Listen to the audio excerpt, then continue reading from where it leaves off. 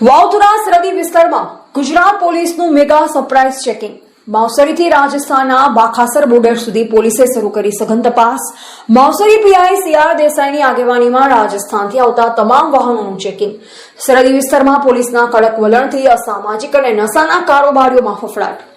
રાજસ્થાન અને ભારત પાકિસ્તાન સરહદને અડી આવેલ વાવથરા જિલ્લાના સરહદી વિસ્તારોમાં પોલીસે સુરક્ષા વ્યવસ્થા મજબૂત બનાવી છે। સરહદ પર થતી ગેરકાયદેસર પ્રવૃત્તિઓ પર લગામ લગાવવા માવસરી પોલીસ મથકની ટીમે અચાનક જ સરપ્રાઇઝ વાહન ચેકિંગ ઝુંબેશ હાથ ધરી। માવસરીથી રાજસ્થાને જોડતી બાખાસર બોર્ડર પર દરેક નાના મોટા વાહનોનું સઘન તલાશી અભિયાન શરૂ કરવામાં આવ્યું છે, જેનાથી બુટલેગરો અને અસામાજિક તત્વોમાં ભારે ફફડાટ વ્યાપી ગયો છે। વાવથરાનો સરહદી વિસ્તાર સુરક્ષાની દ્રષ્ટિએ અત્યંત સંવેદનશીલ માનવામાં આવે છે। માવસરી પોલીસ મથકની હદ રાજસ્થાન તેમજ ભારત પાકિસ્તાન બોર્ડરને સ્પર્શે છે।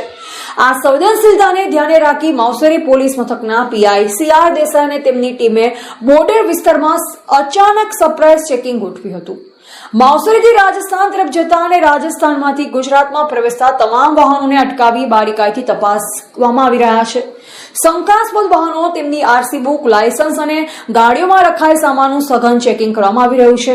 સૂત્રોના જણાવ્યા અનુસાર રાજસ્થાન સરહદેથી નશીલા પદાર્થો અને ગેરકાયદેસર સામાનની હેરાફેરી રોકવા માટે આ કડક પગલું ભરવામાં આવ્યું છે। પોલીસની અચાનક કાર્યવાહીના પગલે નશાના કાળા કારોબાર અને ગેરકાયદે પ્રવૃત્તિઓ સાથે સંકળાયેલ તત્વોમાં ભારે દોડધામ મચી ગઈ છે। ભારત પાકિસ્તાન અને રાજસ્થાન સરહદને અડી આવેલ માવસરી પોલીસ મથક વિસ્તારમાં હાલ પોલીસ સંપૂર્ણ એલર્ટ મોડ પર છે।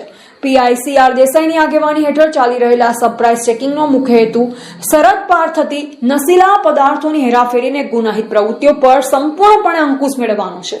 આગામી સમયમાં આ પ્રકારનું સઘન ચેકિંગ સતત ચાલુ રહેશે તેમ પોલીસ સૂત્રો દ્વારા જાણવા મળ્યું છે।